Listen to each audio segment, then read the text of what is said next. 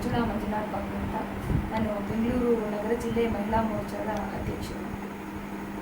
ಈ ಹಿಂದೆ ನಾನು ಕಳೆದ BBMP ಚುನಾವಣೆಯಲ್ಲಿ 4 ವರ್ಷಗಳಿಗೆ ಹಿಂದೆ 2010ರಲ್ಲಿ ನಡೆದಂಥ BBMP ಚುನಾವಣೆಯಲ್ಲಿ ವಾರ್ಡ್ ನಂಬರ್ 38 HMT ವಾರ್ಡ್ನಲ್ಲಿ ಅಭ್ಯರ್ಥಿಯಾಗಿ ಭಾರತೀಯ ಜನತಾ ಪಕ್ಷದಿಂದ ನಾನು ಸ್ಪರ್ಧೆ ಮಾಡಿದ್ದೆ. ಕಾರಣಾಂತರಗಳಿಂದ ನಾವು ಸ್ವಲ್ಪ ಮತಗಳ ಅಂತರದಿಂದ ನಾವು ಸೋಲನ್ನು ಅನುಭವಿಸಬೇಕಾಯಿತು. ಆ ಒಂದು ದೃಷ್ಟಿಯಿಂದ ಪಕ್ಷದಿಂದ ನನ್ನನ್ನು ಗುರುತಿಸಿ ನನ್ನ ಭಾರತೀಯ ಜನತಾ ಪಕ್ಷದ ಬೆಂಗಳೂರು ನಗರ ಜಿಲ್ಲೆಯ ಮಹಿಳಾ ಮೋರ್ಚಾದ ಪ್ರಧಾನ ಕಾರ್ಯದರ್ಶಿಯಾಗಿ ನನಗೆ ಕೆಲಸ ಮಾಡಲಿಕ್ಕೆ ಅವಕಾಶವನ್ನು ಮಾಡಿಕೊಟ್ರು. ಹಾಗಾಗಿ ನಾನು ಕಳೆದ ಮೂರುವರೆ ವರ್ಷಗಳಿಂದ ಪ್ರಧಾನ ಕಾರ್ಯದರ್ಶಿಯಾಗಿ ಇಡೀ ನಮ್ಮ ಬೆಂಗಳೂರು ನಗರ ಜಿಲ್ಲೆಯಲ್ಲಿ 14 ವಿಧಾನಸಭಾ ಕ್ಷೇತ್ರಗಳು ಬರುತ್ತೆ. ಸೊ 14 ವಿಧಾನಸಭಾ ಕ್ಷೇತ್ರಗಳನ್ನು ಪ್ರವಾಸ ಮಾಡಿ 3 ವರ್ಷಗಳಿಂದ ಒಳ್ಳೆಯ ಕೆಲಸವನ್ನು ನಿರ್ವಹಿಸಿಕೊಂಡು ಬಂದಿದ್ದೇನೆ. ಅದೇ ರೀತಿಯಲ್ಲಿ ನನ್ನ ಗುರುತಿಸಿ ನಮ್ಮ ಜಿಲ್ಲಾಧ್ಯಕ್ಷರಾದಂಥ ಸನ್ಮಾನ್ಯ ಶ್ರೀ ಸಚ್ಚಿದಾನಂದ ಮೂರ್ತಿಯವರು ಹಿಂದೆ ನಮ್ಮ ಜಿಲ್ಲಾಧ್ಯಕ್ಷರಾಗಿದ್ದರು. ಅವರು ನಾವು ಮಾಡುವಂಥ ಕೆಲಸಗಳನ್ನು ಗುರುತಿಸಿ ನಮ್ಮ ಪಕ್ಷವು ಈ ಬಾರಿ ನಮ್ಮ ನಗರ ಜಿಲ್ಲೆ ಅಧ್ಯಕ್ಷರಾಗಿ ಮುನ್ರಾಜು ಸರ್ ಅವರು ದಾಸರಳ್ಳಿ ವಿಧಾನಸಭಾ ಕ್ಷೇತ್ರದ ಶಾಸಕರಾದಂಥ ಮುನ್ರಾಜುರವರು ನಮ್ಮನ್ನು ಗುರುತಿಸಿ ಈ ಬಾರಿ ಮಹಿಳಾ ಮೋರ್ಚಾದ ಅಧ್ಯಕ್ಷರನ್ನಾಗಿ ನೀವು ಆಗಬೇಕು ಅಂತ ಕೇಳಿಕೊಂಡಾಗ ಎಲ್ಲರ ಸಮ್ಮತಿಯಂತೆ ನಾನು ಹೊಂದ್ಕೊಂಡು ಮಹಿಳಾ ಮೋರ್ಚಾದ ಅಧ್ಯಕ್ಷೆಯಾಗಿ ನನ್ನ ಕರ್ತವ್ಯವನ್ನು ನಾನು ನಿರ್ವಹಿಸ್ತಾ ಇದ್ದೇನೆ. ಸೊ ಈಗ ಕಳೆದ 4-5 ತಿಂಗಳುಗಳಿಂದ ನಾನು ಈ ಪೋಸ್ಟನ್ನು ನಿರ್ವಹಿಸ್ತಾ ಬಂದಿದ್ದೇನೆ. ಈಗ ನಿಮಗೆಲ್ಲ ತಿಳಿದಿರೋ ಹಾಗೆ ಚುನಾವಣೆ ಹತ್ತಿರದಲ್ಲಿದೆ. ಸೊ ಕಳೆದ 2 ತಿಂಗಳುಗಳಿಂದ ನಾವು MP ಚುನಾವಣೆಗೆ ಓಡಾಡ್ತಾ ಬಂದಿದ್ದೀವಿ. ನಮ್ಮ ಈ ಬೆಂಗಳೂರು ಗ್ರಾಮಾಂತರ ಲೋಕಸಭಾ ಚುನಾವಣೆಯಲ್ಲಿ ನಮ್ಮ ರಾಜರಾಜೇಶ್ವರಿ ನಗರ ವಿಧಾನಸಭಾ ಕ್ಷೇತ್ರ ಈ ಒಂದು ಗ್ರಾಮಾಂತರ ಕ್ಷೇತ್ರಕ್ಕೆ ಸೇರಿಕೊಳ್ಳುತ್ತೆ. ಹಾಗಾಗಿ 8 ವಿಧಾನಸಭಾ ಕ್ಷೇತ್ರಗಳನ್ನು ಒಳಗೊಂಡಿರುವಂಥ ಈ ಒಂದು ಬೆಂಗಳೂರು ಗ್ರಾಮಾಂತರ ಲೋಕಸಭಾ ಚುನಾವಣೆಯಲ್ಲಿ ನಾನು ಮಹಿಳಾ ಕಾರ್ಯಕರ್ತರ ಜೋಡಣೆಯ ಒಂದು ಪ್ರಭಾರಿ ಸ್ಥಾನವನ್ನು ಕೂಡ ಈ ಒಂದು ಲೋಕಸಭೆಯಲ್ಲಿ ತಗೊಂಡಿದ್ದೇನೆ. ಸೊ ಹಾಗಾಗಿ ನಾನು ಎಲ್ಲ ಕಡೆ ಪ್ರವಾಸವನ್ನು ಮಾಡ್ತಾ 2 ತಿಂಗಳಿಂದ ಮಹಿಳಾ ಕಾರ್ಯಕರ್ತರ ಜೋಡಣೆಯಲ್ಲಿ ಎಲ್ಲ ಮಂಡಲಗಳಿಗೂ ಪ್ರವಾಸವನ್ನು ಮಾಡಿದ್ದೆ. ಮಾಗಡಿ, ಕುಣಿಗಲ್ಲು, ಕನಕಪುರ, ರಾಮನಗರ, ಚನ್ನಪಟ್ಟಣ, ಆನೇಕಲ್ಲು, ಬೆಂಗಳೂರು ಸೌತು ಮತ್ತು ನನ್ನ ಸ್ವಕ್ಷೇತ್ರ ಆದಂಥ ರಾಜರಾಜೇಶ್ವರಿ ನಗರ ವಿಧಾನಸಭಾ ಕ್ಷೇತ್ರ ಕೂಡ. ಇಲ್ಲಿ ಅಂತೂ ನಾನು ಈ ಕ್ಷೇತ್ರದಲ್ಲಿ ಪ್ರತಿಯೊಂದು ವಾರ್ಡಿಗೂ ಸಹ ಪ್ರವಾಸವನ್ನು ಮಾಡಿದ್ದೆ. ಎಲ್ಲ ವಾರ್ಡ್ನಲ್ಲೂ ಮಹಿಳಾ ಮೋರ್ಚಾ ತುಂಬಾ ಸ್ಟ್ರಾಂಗ್ ಆಗಿದೆ. ಅದರಲ್ಲೂ ಹೇಳಬೇಕು ಅಂತಂದರೆ ನಮ್ಮ ಬೆಂಗಳೂರು ನಗರ ಜಿಲ್ಲೆ ಮಹಿಳಾ ಮೋರ್ಚಾ ಇಡೀ ರಾಜ್ಯದಲ್ಲೇ ಪ್ರಥಮ ಸ್ಥಾನದಲ್ಲಿದೆ ಅಂತ ನಮ್ಮ ರಾಜ್ಯಾಧ್ಯಕ್ಷರು ಸಹ ಒಂದು ಹೆಮ್ಮೆಯ ಮಾತನ್ನು ನಮಗೆ ಹೇಳಿದರು. ಈ ಒಂದು ಚುನಾವಣೆಯಲ್ಲಿ ನಮ್ಮ ಗ್ರಾಮಾಂತರ ಲೋಕಸಭಾ ಚುನಾವಣೆಯ ಅಭ್ಯರ್ಥಿಯಾಗಿರುವಂಥ P. ಮುನ್ರಾಜು ಗೌಡ ಅವರ ಒಟ್ಟಿಗೆ ಅನೇಕ ಭಾಗಗಳಲ್ಲೂ ಸಹ ನಾನು ಪ್ರವಾಸವನ್ನು ಮಾಡಿದ್ದೇನೆ. ಪ್ರವಾಸ ಮಾಡ್ತಾ ಇದ್ದಾಗ ಎಲ್ಲ ಮಹಿಳೆಯರಲ್ಲೂ ಒಂದೇ ಮಾತು, ಈ ಬಾರಿ ಒಂದು ಒಳ್ಳೆಯ ಅಲೆ ಇದೆ.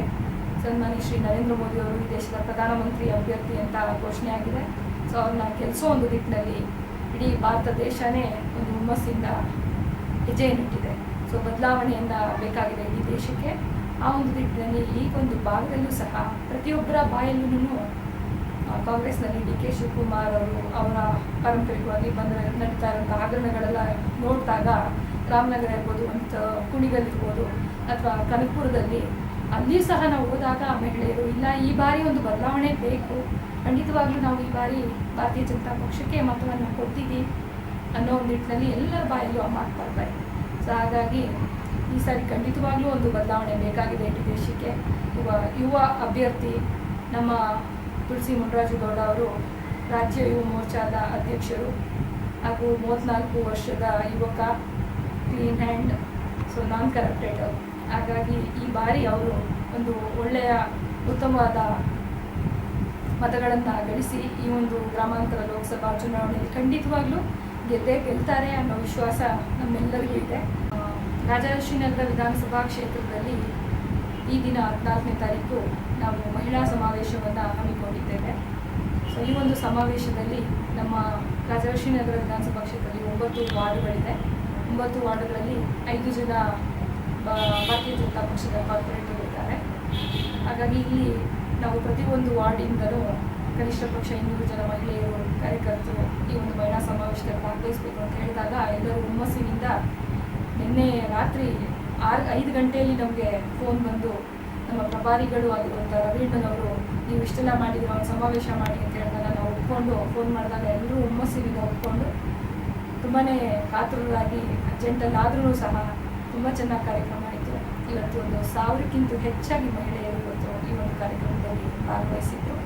ಈ ಒಂದು ಕಾರ್ಯಕ್ರಮಕ್ಕೆ ಈ ಒಂದು ಗ್ರಾಮಾಂತರ ಲೋಕಸಭಾ ಚುನಾವಣೆಯ ಹಿಂದಿನ ಸಂಸದರು ಆಗಿರುವಂಥ ಶ್ರೀಮತಿ ತೇಜಸ್ವಿನಿ ರಮೇಶ್ ಅವರು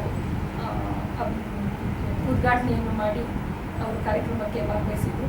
ಹಾಗೆ ನಮ್ಮ ಅಭ್ಯರ್ಥಿಯಾಗಿರುವಂಥ ತುಳಸಿ ಮುನ್ರಾಜುರವರು ಸಹ ಆಗಮಿಸಿದ್ರು. ಶ್ರೀಮತಿಯವರಾದಂಥ ಭವ್ಯ ಮುನ್ರಾಜುರವರು, ಹಾಗೆ ನಮ್ಮ ಕ್ಷೇತ್ರದ ಅಧ್ಯಕ್ಷರು ಆಗಿರುವಂಥ ಲಕ್ಷ್ಮೀಕಾಂತ್ ರೆಡ್ಡಿರವರು, ಕ್ಷೇತ್ರದ ಉಪಾಧ್ಯಕ್ಷರಾಗಿದ್ದ ಮಂಜುನಾಥ್ರವರು, ಅನೇಕ ಎಲ್ಲ ಮಹಿಳೆಯರು ಭಾಗವಹಿಸಿ ಯಶಸ್ವಿಯಾಗಿ ಕಾರ್ಯಕ್ರಮ ನಿರ್ವಹಿಸಿತು. ಚುನಾವಣೆ ಒಂದು ವಿಭಿನ್ನವಾದಂಥ ಚುನಾವಣೆ. ಭಾರತವನ್ನು ಗೆಲ್ಲಿಸಬೇಕು, ಭಾರತವನ್ನು ಉಳಿಸ್ಕೊಳ್ಬೇಕು ಅನ್ನುವಂಥ ಒಂದು ಚುನಾವಣೆ.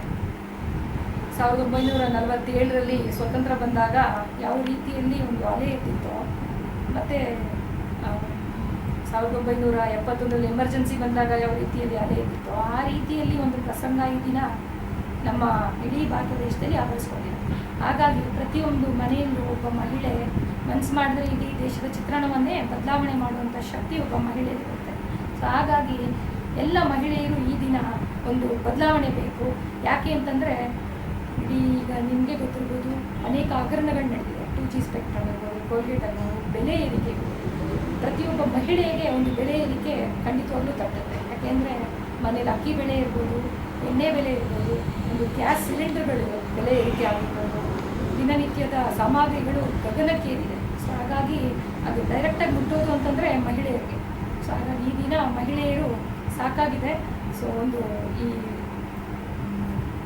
UPA ಸರ್ಕಾರವನ್ನು ತೊಲಗಿಸಿ ಒಂದು ಬೇರೆ ಪಕ್ಷಕ್ಕೆ ನಾವು ಮತ ಕೊಡಬೇಕು. ಈ ಬಾರಿ ನರೇಂದ್ರ ಮೋದಿಯವರು ನಿಜವಾಗ್ಲೂ ಒಂದು ಎಷ್ಟು ಒಳ್ಳೆಯ ಕೆಲಸಗಳನ್ನು ಗುಜರಾತಲ್ಲಿ ಮಾಡಿದ್ದಾರೆ. ಮಹಿಳೆಯರಿಗಾಗಿ ಅನೇಕ ಯೋಜನೆಗಳನ್ನು ಮಾಡಿದ್ದಾರೆ. ಒಂದು ಸಪ್ರೇಟ್ ಬಜೆಟನ್ನೇ ಮಹಿಳೆಯರಿಗಾಗಿ ಮಾಡಿದ್ದಾರೆ.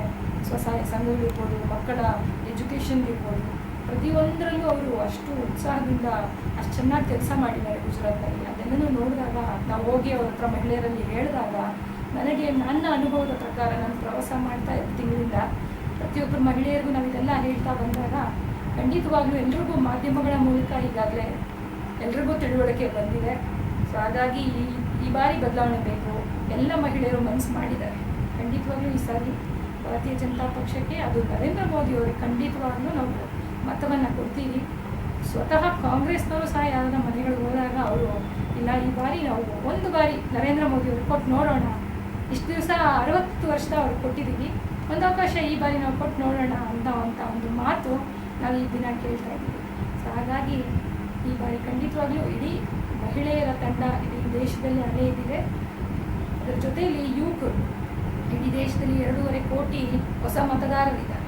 18 ವರ್ಷ ತುಂಬಿದಂಥ ಮತದಾರರು ಈ ದೇಶದಲ್ಲಿರುವಾಗ ಯಂಗ್ಸ್ಟರ್ಸ್ ಅಂತೂ ಮೋದಿ ಅಂತಂದರೆ ಒಂಥರ ಹುಮ್ಮಸ್ಸು, ಹುಚ್ಚಿನ ಅಲೆ ಇದ್ದಿದೆ. ಸೊ ಆ ಒಂದು ರೀತಿಯಲ್ಲಿ ಇಡೀ ದೇಶದಲ್ಲೇ ಅಲೆ ಇರುವಂಥ ಈ ಒಂದು ಟೈಮ್ನಲ್ಲಿ ನಾವು ಖಂಡಿತವಾಗ್ಲೂ ನಮ್ಮ ಭಾರತೀಯ ಜನತಾ ಪಕ್ಷ ಅಧಿಕಾರಕ್ಕೆ ಬರುತ್ತೆ. ನರೇಂದ್ರ ಮೋದಿ ಅವರು ಖಂಡಿತವಾಗ್ಲೂ ಪ್ರಧಾನಿ ಆಗ್ತಾರೆ. ಮಹಿಳೆಯರಿಗೆ ಒಂದು ದಿನ ಖಂಡಿತವಾಗ್ಲೂ ರಕ್ಷಣೆ ಸಿಗುತ್ತೆ. ಅವರು ಮಾಡುವಂಥ ಕೆಲಸಗಳು ಇನ್ನು ಮುಂದಿನ ದಿನಗಳಲ್ಲಿ ಮಹಿಳೆಯರಿಗೆ, ಮಕ್ಕಳಿಗೆ, ಹೆಣ್ಮಕ್ಕಳಿಗೆ ಖಂಡಿತವಾಗ್ಲೂ ರಕ್ಷಣೆ ಅವರ ಒಂದು ನೇತೃತ್ವದಲ್ಲಿ ಆಗುತ್ತೆ ಅಂತ ಹೇಳ್ತಾ, ನಮ್ಮ 8 ವಿಧಾನಸಭಾ ಕ್ಷೇತ್ರಗಳಲ್ಲಿ ಖಂಡಿತವಾಗ್ಲೂ ಅನೇಕ ಕೊರತೆಗಳಿದೆ. ಸಾಮಾನ್ಯವಾಗಿ ನಾವು ಹೇಳಬೇಕು ಅಂತಂದರೆ ಬೇಸಿಕ್ ನೆಸೆಸಿಟೀಸು, ರೋಡು, ರಸ್ತೆಗಳಿರ್ಬೋದು, ವಾಟರು ಸಪ್ಲೈ ಇರ್ಬೋದು, ಮತ್ತು ನಮ್ಮ ಈ ಒಂದು ರಾಜರಾಜೇಶ್ವರಿ ಕ್ಷೇತ್ರದಲ್ಲಂತೂ ನಾವು ತುಂಬಾ ಹಳ್ಳ ಕೊಳ್ಳ ಆ ಥರ ಇರುವಂಥ ಪ್ರದೇಶಗಳು, ಲಗ್ಗೆರೆ ಇರ್ಬೋದು, ಈ ಥರದ ಪ್ರದೇಶಗಳಲ್ಲೆಲ್ಲನೂ ತುಂಬಾ ಪ್ರಾಬ್ಲಮ್ಸ್ ಇದೆ. ಇಂಟೀರಿಯರ್ ನಾವು ಹೋಗಿ ಕ್ಯಾಂಪೇನಿಂಗ್ ಮಾಡಿದಾಗ, ಮೊನ್ನೆ ನಾವು ನೋಡಿದಾಗ ರಸ್ತೆಗಳು ಸರಿ ಇರಲಿಲ್ಲ. ಸೊ ಇದೆಲ್ಲರದ ಅಭಾವ ಬಹಳಷ್ಟಿದೆ. ಸೊ ನೀರಿನ ಅಭಾವ ಅಂತೂ ಇಡೀ ನಮ್ಮ ಲೋಕಸಭೆಯಲ್ಲಿ ನಾವು ನೋಡಿದಾಗ ರಾಮನಗರ, ಚನ್ನಪಟ್ಟಣ ಆ ಕಡೆ ಭಾಗದಂತೂ ವಾಟರ್ ಸ್ಕ್ಯಾಸಿಟಿ ತುಂಬಾ ಇದೆ.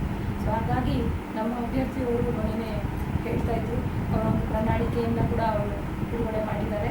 ಮುಂದಿನ ಚುನಾವಣೆಯನ್ನು ಖಂಡಿತವಾಗ್ಲೂ ಗೆದ್ದು ಬಂದಾಗ ನಮ್ಮ ವಾಜಪೇಯಿ ಸರ್ಕಾರದಲ್ಲಿ ಏನು ಅವರು ಹೇಳಿದ್ರು, ಅವರ ಒಂದು ಕನಸೇನಾಗಿತ್ತೋ ಗಂಗಾ ಕಾವೇರಿ ಜೋಡಣೆ ಆಗಬೇಕು ಅನ್ನೋದು, ಖಂಡಿತವಾಗ್ಲೂ ಅದನ್ನು ಮಾಡೋ ನಿಟ್ಟಿನಲ್ಲಿ ನರೇಂದ್ರ ಮೋದಿಯವರು ಸಹ ನಮಗೆ ದೊಡ್ಡ ಮಟ್ಟದಲ್ಲಿ ಕೆಲಸ ಆಗಬೇಕು ಅನ್ನೋದರಲ್ಲಿ ತೊಡಗಿಸ್ಕೊಂಡಿದ್ದಾರೆ. ಅದೇ ರೀತಿಯಲ್ಲಿ ಗೆದ್ದು ಬಂದರೆ ಖಂಡಿತವಾಗ್ಲೂ ನಾವು ಅದರಲ್ಲಿ ಕಷ್ಟಪಟ್ಟು ಆ ಒಂದು ಕೆಲಸದಲ್ಲಿ ಮಾಡೋಣ ಅಂತ ನಮ್ಮ ಅಭ್ಯರ್ಥಿ ಪ್ರಣಾಳಿಕೆಯು ಸಹ ಹೇಳಿದ್ದಾರೆ.